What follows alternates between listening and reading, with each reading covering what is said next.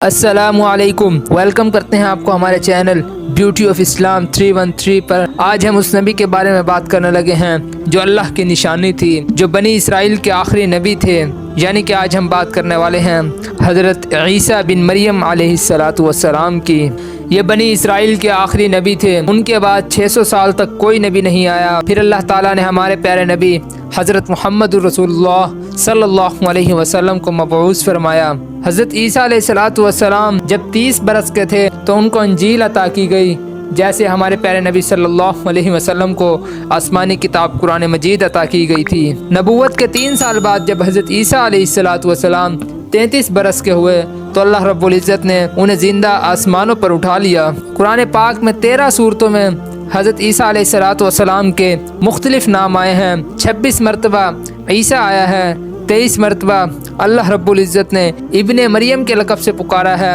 اور 11 دفعہ مسیح کے لقب سے پکارا ہے، اور 1 مرتبہ اللہ تعالیٰ نے عبداللہ کے لقب سے پکارا ہے۔ قرآن پاک کی 19ویں سورت جو کہ سورۃ المریم ہے، یہ حضرت عیسیٰ علیہ السلام کی والدہ کے نام سے ہے۔ اس میں حضرت عیسیٰ علیہ السلام اور ان کی والدہ کا واقعہ تفصیلاً بیان ہوا ہے، جبکہ سورہ مائدہ میں اللہ تعالیٰ نے اس دسترخوان کو بیان کیا ہے جو اللہ رب العزت نے حضرت عیسیٰ علیہ السلام اور ان کے ساتھیوں کے لیے جنت سے کھانا اتارا تھا۔ قرآن پاک میں ٹوٹل حضرت عیسیٰ علیہ السلام کے 10 معجزے بیان ہوئے ہیں، جن میں سب سے پہلا معجزہ بغیر باپ کے پیدا ہونا۔ اللہ رب العزت نے فرمایا کہ ہم نے حضرت عیسیٰ علیہ السلام کی مثال حضرت آدم علیہ السلام کی طرح ہے، کیونکہ وہ بھی بن باپ اور ماں کے پیدا ہوئے، اسی طرح حضرت عیسیٰ علیہ السلام بن باپ کے پیدا ہوئے، ان کو بھی آسمانوں سے زمین کی طرف بھیجا گیا۔ اسی طرح حضرت عیسیٰ علیہ السلام کو بھی قیامت کے قریب آسمانوں سے زمین کی طرف بھیجا جائے گا۔ تو یہ اللہ رب العزت کا بہت بڑا معجزہ تھا کہ وہ بن باپ کے پیدا ہوئے۔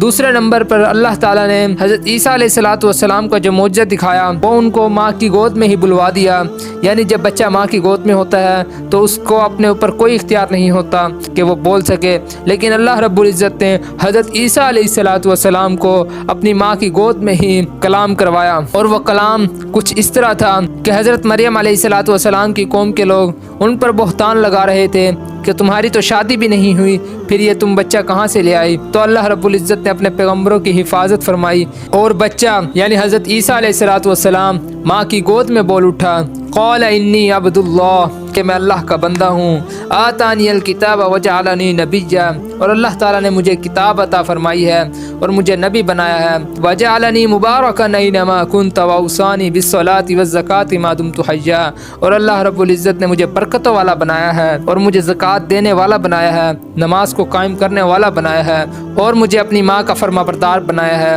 نہ کہ سرکش۔ یہ اللہ رب العزت نے حضرت عیسیٰ علیہ السلام سے ماں کی گود میں ہی کلام کروایا۔ اللہ رب العزت جو چاہے وہ کر دے، وہ ہر چیز پر قدرت رکھتے ہیں، جس کو چاہے بچپن میں ہی زبان عطا کر دے اور جس کو چاہے ساری زندگی زبان عطا نہ کرے، یہ اللہ رب العزت کی دین ہے۔ حضرت عیسیٰ علیہ السلام کو اللہ رب العزت نے تیسرا معجزہ یہ عطا کیا تھا کہ وہ مٹی سے پرندے بناتے اور ان میں روح پھونکتے تو وہ زندہ ہو جاتے اور پرندوں کی طرح اڑنے لگتے، یعنی حضرت عیسیٰ علیہ السلام ان میں روح پھونک دیتے، اسی لیے ان کا لقب روح اللہ بھی ہے۔ سورہ آل عمران میں اللہ رب العزت نے ارشاد فرمایا، حضرت عیسیٰ علیہ السلام ہماری اجازت سے پرندوں میں روح پھونکتے تھے تو گویا وہ پرندے زندہ ہو جاتے اور اڑنے لگتے۔ چوتھا معجزہ اللہ رب العزت نے حضرت عیسیٰ علیہ السلام کو یہ عطا کیا کہ وہ پیدائشی نبینا، یعنی کہ جب سے وہ پیدا ہوا ہو اور وہ نابینا ہو تو حضرت عیسیٰ علیہ السلام اس کی آنکھوں پر ہاتھ پھیرتے تو اس شخص کی بینائی واپس آ جاتی۔ اس کا بھی اللہ رب العزت نے سورہ آل عمران میں ارشاد فرمایا، عیسیٰ علیہ السلام کو ہم نے یہ معجزہ عطا کیا،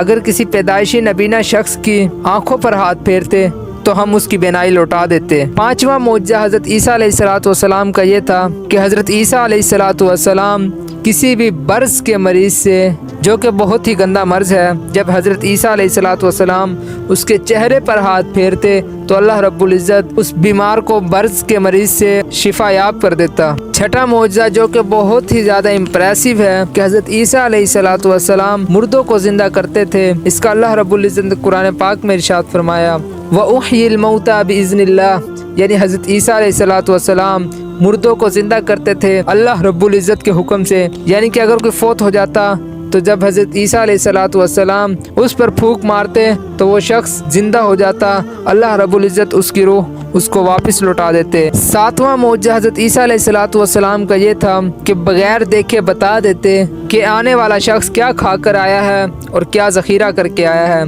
यानी कि कोई भी शख्स जब हज़रत ईसा अलैहिस्सलाम से मिलता तो हज़रत ईसा अलैहिस्सलाम बगैर देखे बता देते कि वो शख्स क्या खा कर आया है और अपने घर में क्या छोड़ कर आया है और कितना छोड़ कर आया है, जिसको अल्लाह रब्बुल इज़्ज़त ने कुरान पाक में बयान किया, व उनब्बिउकुम बिमा तअकुलून व मा तदखिरून फ़ी बुयूतिकुम। यानी कि जो शख्स भी अपने घर से कुछ खा कर आता तो हज़रत ईसा अलैहिस्सलाम बतला देते। आठवां मौजज़ा अल्लाह रब्बुल इज़्ज़त ने हज़रत ईसा अलैहिस्सलाम को जो अता किया कि हज़रत ईसा अलैहिस्सलाम और उनके साथियों के लिए अल्लाह रब्बुल इज़्ज़त ने जन्नत से एक दस्तरखान उतारा जिस पर भुना हुआ गोश्त और रोटियां थी, जिसके मुतालिक अल्लाह रब्बुल इज़्ज़त ने इरशाद फरमाया, क़ाल ईसा इब्न मरियम अल्लाहुम्मा रब्बना अंज़िल अलैना माइदतम मिनस समा।